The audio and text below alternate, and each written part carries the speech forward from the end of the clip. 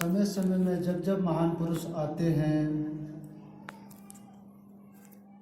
तो उनके पीछे आध्यात्मिक रहस्य होती हैं और महान पुरुष उस संसार की चीज़ों को देने के लिए नहीं आते हैं। जब अयोध्या से उनका वनवास हो जाता है और जब विजय प्राप्त करके वापस आते हैं तो दीपमाला जला करके उनके स्वागत करते हैं। कहते हैं ये तो बाहरी दीपक हो गया, एक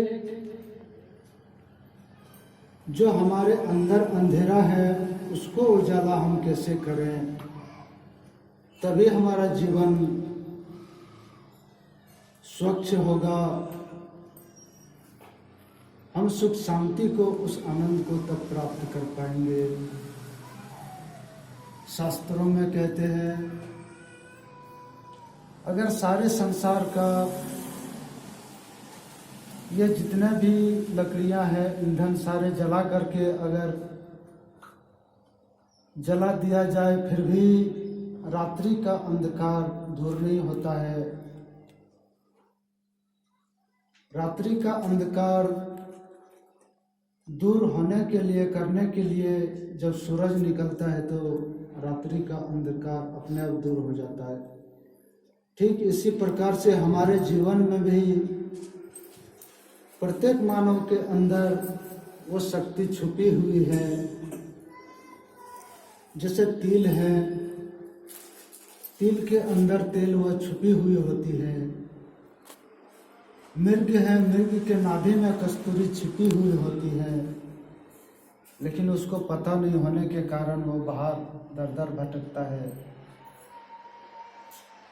जब समय के तत्वदर्शी महान पुरुष मिलते हैं तो जीवों को जो संसार में भटक रहे हैं उसको अपने अंदर की ओर रास्ता बता देते हैं, अंदर मुखी हो जाता है।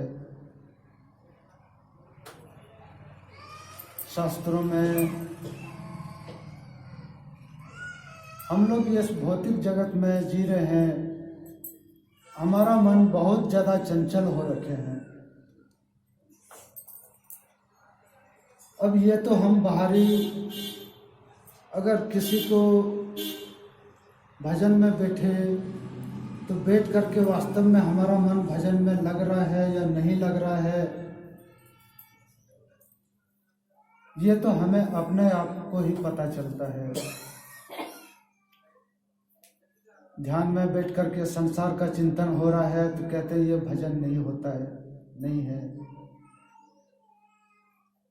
नित्य प्रति अभ्यास करने से हमारा मन एकाग्र हो जाता है और एकाग्र होने के बाद जो आनंद स्वरूप हमारे अंदर है वो चीज़ धीरे धीरे वो उजागर होने लग जाते हैं। और जब वो उजागर होता है तो ये बाहरी जितना भी ये चंचलता, जो भी कर्मकांड है, ये धीरे धीरे छूटता छूटता चला जाता है, क्योंकि वास्तव में जो सत्य है सही अर्थ में उसका हमें अनुभव होने के लिए शुरू हो जाता है। और एक समय ऐसा आता है वो बाहरी जगत से हट करके, जैसे कछुआ अपने अंदर सारे अंगों को समेट करके अपने अंदर प्रवेश कर जाते हैं, ठीक इसी प्रकार से वो अपने अंदर प्रवेश कर जाते हैं। गुरु महाराज जी ज्ञान तो सबको दे रखे हैं, कहते हैं ज्ञान मिलने के बाद उस ज्ञान का हम इस्तेमाल कर रहे हैं या नहीं कर रहे हैं। अगर अपने जीवन में उस ज्ञान का इस्तेमाल कर रहे हैं, भजन साधना कर रहे हैं, तो हम ज्ञान का सही सदुपयोग कर रहे हैं। और ले करके अगर रख दिया तो कहते हैं उससे हमें कोई लाभ नहीं प्राप्त होता है। बाद में फिर गुरु महाराज जी को दोष देने से कहते हैं कोई फायदा नहीं होता है। तीन लोक नौ खंड में सतगुरु फेंकी डोर, और ताप पर हंसा ना चढ़े तो सतगुरु का क्या दोष।